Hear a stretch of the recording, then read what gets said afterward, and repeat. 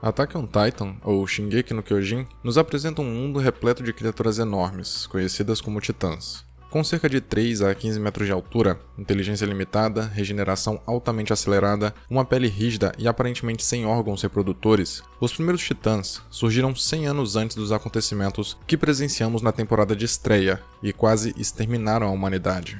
É sabido que essas criaturas não precisam se alimentar, já que a energia solar lhes proporciona energia vital, mas por algum motivo, talvez diversão ou sadismo, devoram pessoas. Contudo, os seres humanos, em algum momento, conseguiram se proteger, erguendo 3 muralhas gigantescas com cerca de 50 metros cada e separadas por mais ou menos 100 quilômetros.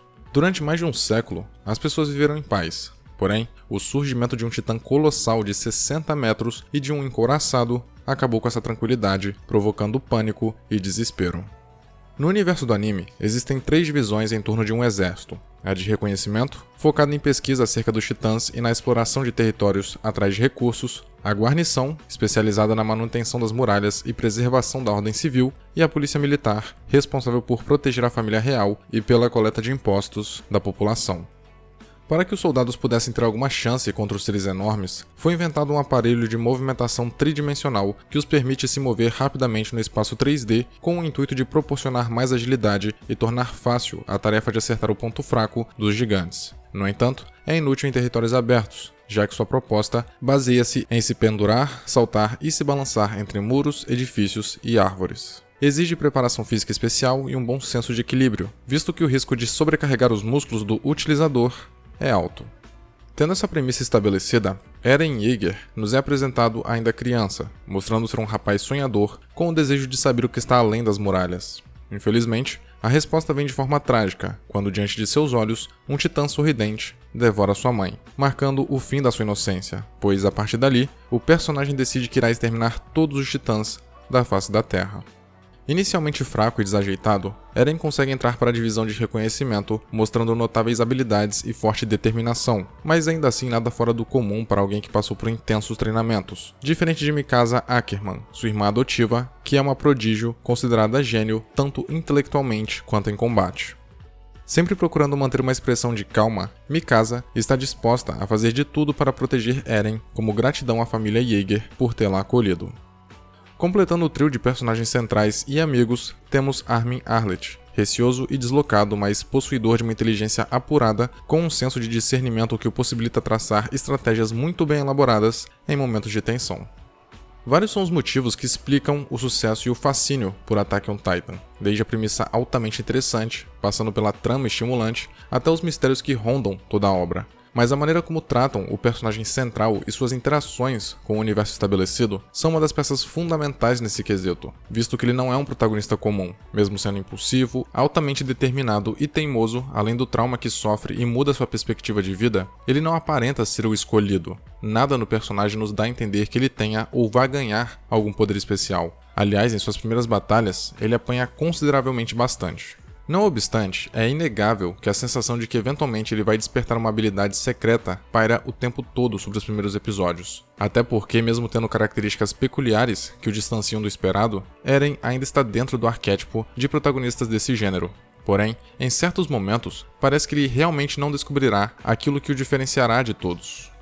Eren não é sempre o foco da história, não está constantemente direta e indiretamente relacionado aos eventos e muito menos transmite a ideia de que no final tudo vai dar certo. Mesmo muito carismático, o personagem não consegue nos passar uma sensação de conforto. O conceito de protagonista que a maioria tem nesses casos é a do personagem que começa fraco, passa por algo que o transforma, traça um objetivo, conforme o tempo passa, fica forte e eventualmente cumpre esse objetivo. Obviamente não é tão simples assim, mas são etapas muito presentes em animes de ação voltados para jovens. Porém, o que acontece em Attack on Titan é ligeiramente mais bem feito e muito mais interessante do que a média, graças à trama extremamente enigmática e que se propõe a priorizar a qualidade da história que está contando. Dessa forma, trata de estabelecer bem seus personagens, pois são eles que servirão de base para uma vindoura trama muito maior e mais complexa. Não são todos que conseguem despertar uma simpatia nos espectadores, mas em compensação, a grande maioria possui características que permitem a identificação com o público graças à verossimilhança, e essa é uma característica que percorre todos os pormenores da trama. Claro que a ambientação do anime é voltada mais para algo fantasioso. Contudo, tem fortes indícios de ficção científica, vislumbres de aspectos naturais que nos remete à realidade. Em suma, o clima, caracterização e os próprios traços da animação dão a sensação de que aquele universo está muito distante da gente, enquanto o desenvolvimento dos personagens e a trama envolvente nos faz imergir na história de forma genuína.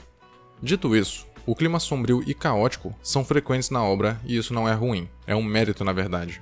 Apesar do protagonista carregar esperança em seu comportamento e atitude, a sensação que o anime transmite é um tanto quanto oposta. A ação ofusca um pouco, mas a atmosfera pessimista, embora minimamente, estipula que os titãs são os carrascos definitivos da raça humana, ou pretendem ser sua derrocada. Dessa forma, é possível evidenciar novamente o caráter realista do anime, deixando os espectadores sem expectativas de que este mundo um dia vive em paz e sem medo.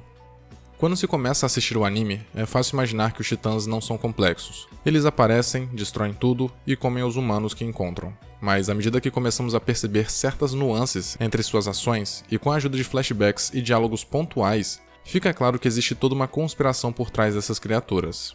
Aliás, os momentos que vislumbramos o passado são os principais responsáveis pelas dúvidas que surgem ao longo dos episódios. Primeiro por serem um tanto quanto confusos, mas principalmente por parecerem expor alguns indícios de como tudo começou, além de apresentar o passado do protagonista. A violência é outra característica bastante recorrente no decorrer do anime, e um fator determinante para categorizar Attack on Titan como sério e corajoso. Muitas são as cenas onde é possível ver pessoas sendo devoradas, corpos cortados, dilacerados, mutilados ou rasgados. Porém, nada gratuito. A violência não é à toa e nem tão escrachada. O intuito não é chocar por chocar, mas mostrar a verdade daquelas situações. O que acontece quando se vive num mundo onde a ameaça é constante, cujos inimigos são quase imbatíveis.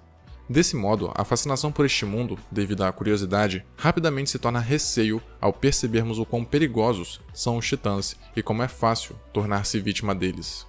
A violência trata de expor e lembrar o imenso senso de ameaça que estes seres proporcionam, que é comumente esquecido por causa do enfoque nas manobras e passeios da divisão de reconhecimento.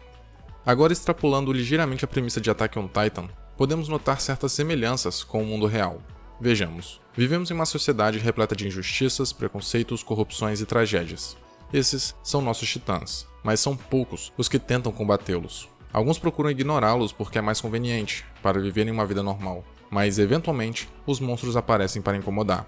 As pessoas lutam, apanham, sofrem traumas e testemunham tragédias todos os dias. Pensam em desistir, esquecem os direitos que possuem e no final ficam por conta própria. Enquanto outros, beneficiados, enxergam na boa vontade e na impotência alheia uma oportunidade de crescer e passar por cima. Alguns dos poucos que tentam conseguem vencer seus titãs ou pelo menos mantê-los afastados, mas a maioria continua à mercê da ameaça que eles representam, ao mesmo tempo em que são praticamente explorados pelos responsáveis por manter a ordem, pagando por uma segurança e conforto que não recebem.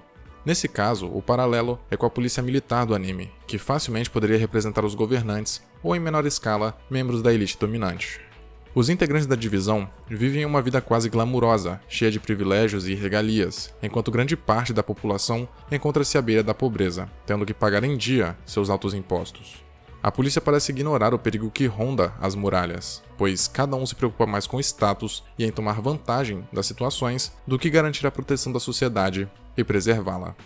Os titãs são inicialmente os maiores vilões dessa história, mas é evidente que existe muito mais do que os olhos podem ver. Senhoras e senhores, se vocês gostaram desse vídeo, ou se vocês gostam do meu trabalho, se vocês acompanham o canal Elegante há algum tempo, considere ajudá-lo na minha campanha do Apoia-se. É por lá que você consegue contribuir monetariamente para o canal se manter vivo. Além de uma ajuda diretamente, é uma motivação, porque o YouTube não colabora muito com os vídeos, com o meu tipo de conteúdo. Recorrentemente os vídeos são bloqueados, perdem monetização ou tomam restrição de idade, então isso acaba desmotivando demais, sem falar que é um trabalho muito duro, pesquisar, gravar, editar. E essa ajuda, essa contribuição seria essencial para a motivação, para a manutenção do canal, para a frequência dos vídeos. Mas caso você goste do canal e não consiga ajudar, é completamente compreensível, perfeitamente compreensível. Basta curtir os vídeos, compartilhar e comentar. Isso também é uma forma de ajudar bastante, de motivar muito a produção de conteúdo. Mas caso você tenha condições e principalmente queira, Dá uma passadinha lá, link tá na descrição. Tem algumas recompensas também, batendo algumas metas. As análises mais pedidas do canal serão feitas imediatamente, então talvez valha a pena para você. Link na descrição, confere lá, agradeço demais.